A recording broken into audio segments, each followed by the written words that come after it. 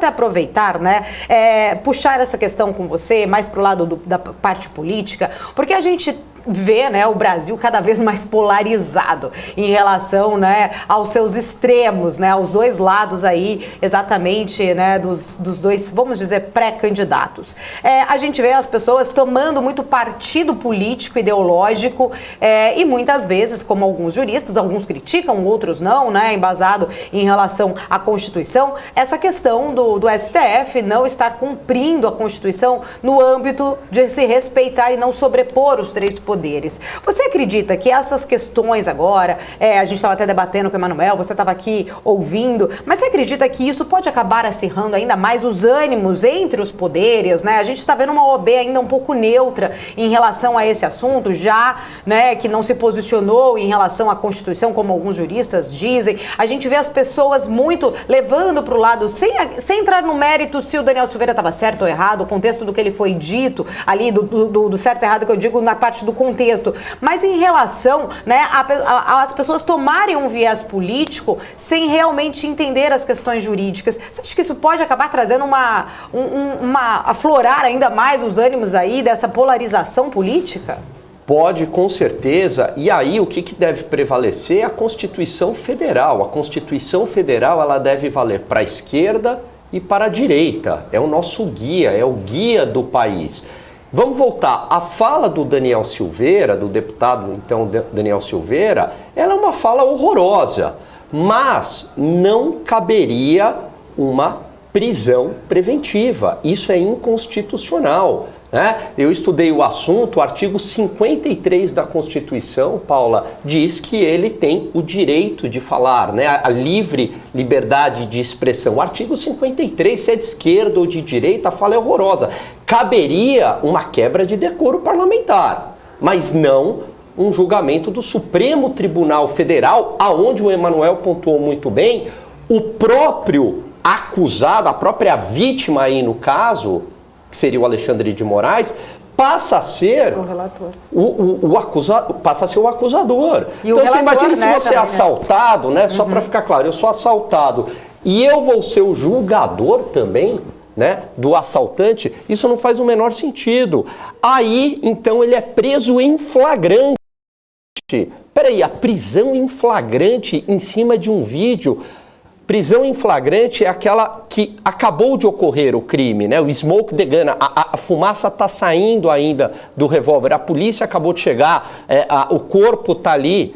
E aí você, sei lá, 24 horas depois, uma prisão em flagrante também, de novo, inconstitucional. Deputado não pode ser preso em flagrante, tampouco por um crime de opinião, por uma fala. Aí ele fica lá numa audiência em custódia, né? 24 horas. Num caso de crimes mais graves, se decreta o quê? A prisão preventiva ou a soltura. Fazem uma prisão preventiva. Mas aonde que foi aí o crime grave que ocorreu para uma prisão preventiva? Nem caberia uma prisão preventiva. Então, assim, o processo inteiro, Paula, ele é inconstitucional. Ele fere o princípio do acusatório, o princípio constitucional do acusatório. Fere princípios constitucionais, né, de defesa, da ampla defesa, aí no caso do Daniel Silveira, não tem acesso aos autos. Onde que a gente vai parar? Porque hoje é o Daniel Silveira. E quando alguém for alguém de esquerda? E aí? Porque o pau que bate em Chico bate em Francisco. A ruptura institucional está dada, não pelo presidente Jair Bolsonaro, porque a decisão dele, você goste ou não, mas a decisão é constitucional. Ela é embasada na Constituição. Tem amparo legal. Todo o processo do Daniel Silveira, por mais horrorosa que tenha sido a fala do Daniel Silveira, todo o processo ele é inconstitucional, do começo ao fim. A prisão em flagrante, a prisão preventiva, o caso da tornozeleira eletrônica, o juiz que é a vítima e o acusador, ele é todo inconstitucional, não precisa ser jurista para saber disso, né? Doutora Tameia Danelon, Ives Gandra Martins, Janaína Pascoal, tantos outros dizem que foi inconstitucional. né? Inclusive também de esquerda. Aliás, tem um ex-presidente da OAB, o atual, se eu não me engano, aonde numa entrevista recente ele também se posiciona contra. O próprio presidente da OAB, Marco, esqueci o nome dele, Marco alguma coisa, se posiciona contra, dizendo que é inconstitucional. Então a ruptura política está dada. Só vou finalizar aqui, Paula. Só para te... Hã? Marcos da Costa. Marcos da Costa, é o atual, né?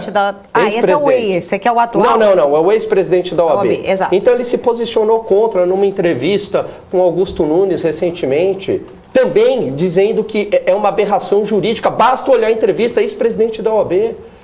Então, assim, a ruptura institucional, ela está dada, mas quem fomentou a ruptura, quem deixou chegar nesse ponto, com inquérito de fake news que também não existe, que um próprio ministro do Supremo, um ex-ministro, Marco Aurélio, diz que era um inquérito do fim do mundo, apelidou, tem livro em cima disso mostrando que é um completo absurdo esse inquérito. Quem deixou chegar nessa situação foi o próprio Supremo Tribunal Federal. Eu repito, a decisão, você goste ou não do Jair Bolsonaro, a decisão dele tem amparo constitucional. Todo processo de julgamento do Daniel Silveira é inconstitucional.